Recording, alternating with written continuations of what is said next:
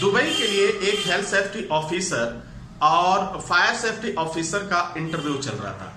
उस इंटरव्यू में एक क्वेश्चन पूछा गया, बहुत ही इजी क्वेश्चन था, लेकिन कैंडिडेट समझ नहीं पाए, स्टूडेंट समझ नहीं पाए, जिसके वजह से उन्हें वापस आना पड़ा। वो क्या था? सिविल लॉ क्या है? Very easy question. Civil law क्या है? आपने लॉ पढ़ा होगा, लॉ की पढ़ाई होती है जब भी आप हेल्थ सेफ्टी कोर्स करने जाते हैं या फायर सेफ्टी कोर्स करने जाते हैं, तो पूरा एक सेक्शन है, लॉ का सेक्शन है, जो अप्लाई कहां होता है? सेफ्टी पे, हेल्थ एंड सेफ्टी पे अप्लाई होता है, फायर एंड सेफ्टी पे अप्लाई होता है। तो उसमें जो है एक क्वेश्चन पूछा गया, बहुत ही सिविल लॉ क्या है? आप इसके टर्म्स को बता दीजिए। What is the civil law? ये क्वेश्चन था। डियर स्टूडेंट, आप ये सुनकर के सिविल लॉ, अब सब लोगों ने तो पढ़ा है, किया है, लेकिन वहां पे वह एग्जैक्ट इसको एक्सप्लेन नहीं कर पाए। जब चुप रहे तो फिर इंटरव्यूअर ने क्या कहा, क्या आप सिविल लॉ का मायने जानते हो?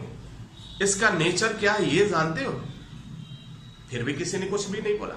अब प्रश्न उठता है कि आप उसके बारे में डेफिनेशन नहीं जानते, सिविल लॉ किसे कहते हैं, उसके बाद उसका नेचर आप नहीं जानते, तो फिर कैसे उम्मीद किया जाए कि आप एक परफेक्ट सेफ्टी ऑफिसर हो सकते हैं, चाहे वह हेल्थ सेफ्टी ऑफिसर की मैं बात करूं या फायर सेफ्टी ऑफिसर की।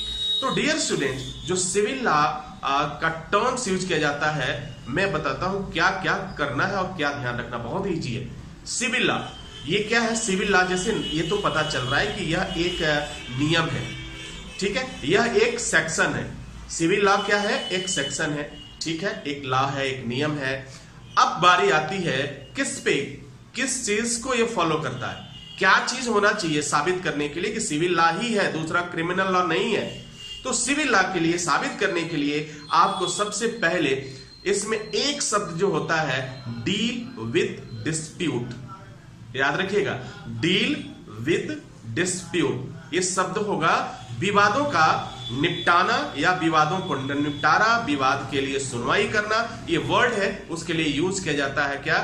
Deal with dispute. यह दो लोगों पे लागू होता है, दो लोगों पे लागू हो सकता है। कैसे?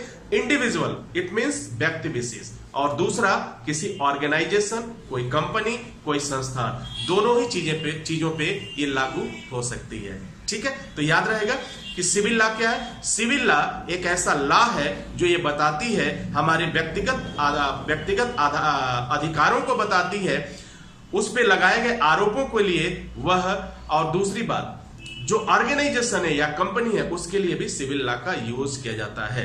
लेकिन इसके लिए इसमें होना चाहिए क्या? कोई ना कोई विवाद होना चाहिए। अगर विवाद नहीं है तो फिर वह सिविल लॉ के अंतर्गत नहीं आएगा। अब इसके बहुत से टर्म्स आ जाएंगे, बहुत से क्वेश्चंस जनरेट हो रहे होंगे, लेकिन मैं यहां जो बात कर रहा हूं वो हेल्थ एंड सेफ्टी मैनेजमेंट से बात कर रहा हूं, यानी fire safety, health safety, environment safety management से रिलेटेड इन लॉ की बात कर रहा हूं। अगर इस लॉ को मैं अगर सोशल के रूप में देखूं तो वहां पे शायद इसका नेचर कुछ और होगा। तो यहाँ ये सब कमर्शियल है, इंडस्ट्रियल बेस जो एलिगेंस लगते हैं उनके आधार पर सिविल लॉ की मैं बात कर रहा हूं। तो कंफ्यूजन नहीं होना चाहिए। क्या पहला शब्द होना चाहिए? Deal with dispute. दूसरी बात क्या होना चाहिए? इंडिविजुअल और ऑर्गेनाइजेशन दोनों के लिए ये होगा, और इसमें कोई ना कोई विवाद, चाहे आपका विवाद कंपनी से हो, कंपनी का विवाद आपसे हो, आपका पेमेंट का विवाद, जो भी विवाद हो वह सिविल के अंतर्गत देखा जाता है। जी हां, सिविल के अंतर्गत देखा जाता है। अब ये प्रश्न उठेगा, सर सिविल ही है तो क्रिमिनल लॉ क्या है? तो जी हाँ, इसके लिए आपको मैंने एक पूरा एक दिया हुआ है, एक लेक्चर है।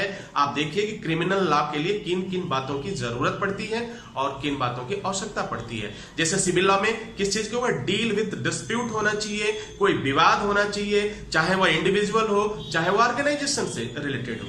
तो सीधी सी बात, जब भी आपसे पूछा जाए क्वेश्चन कि सिविल क्या है, सिविल लॉ क्या है, तो सीधा सा आपका जवाब होना चाहिए कि sir it is a types of law. यह एक तरह का नियम है, एक तरह का कानून है जो हमेशा किस पे अप्लाई होगा?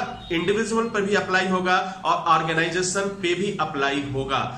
जबकि अगर इन दोनों में कोई विवाद है तो, अगर क्वेश्चन हो जाए कि अगर विवाद नहीं है तो क्या अप्लाई नहीं होगा? डेफिनेटली नॉट, कभी नहीं अप्लाई होगा। अगर विवाद नहीं है तो फिर कोई मतलब ही नहीं है, तो फिर सिविल क्लेम क्यों करेंगे आप? आप मुआवजा के लिए करते हैं ना किसी पर क्लेम, एक छोटा सा एग्जांपल मैं बताऊं, आप मुआवजा के लिए करते हैं, कंपनसेशन के लिए क्लेम करते हैं, तो उस क्लेम में स्पष्ट रूप से कहा जाता था कि मैं एक एम्प्लॉय हूं और मैं ये सारी चीज को फुलफिल करता हूं, इसके अकॉर्डिंग मुझे मुआवजा मिलना ही चाहिए। वो कहा जाता है सिविल क्लेम्स होता है आपका। तो डियर स्टूडेंट, अगर बात करेंगे बहुत सारी चीजों की, मकसद ये था सिविल के टर्म्स को आपको समझाना कि सिविल का टर्म्स क्या है। तो डियर स्टूडेंट, जब भी ट्रेनिंग लीजिए, जब भी, तो कुछ चीजों को जरूर ध्यान में रखिए, क्योंकि हमें जॉब भी लेना होता है, हमें नौकरी भी करनी होती है। उम्मीद है कि आप इस चीज को समझ पा रहे होंगे। इसी के साथ इजाजत चाहेंगे, नेक्स्ट वीडियो में हाजिर होते हैं। तब तक के लिए wish you all the best. Thank you for watching, thank you for learning. जय हिंद, जय भारत।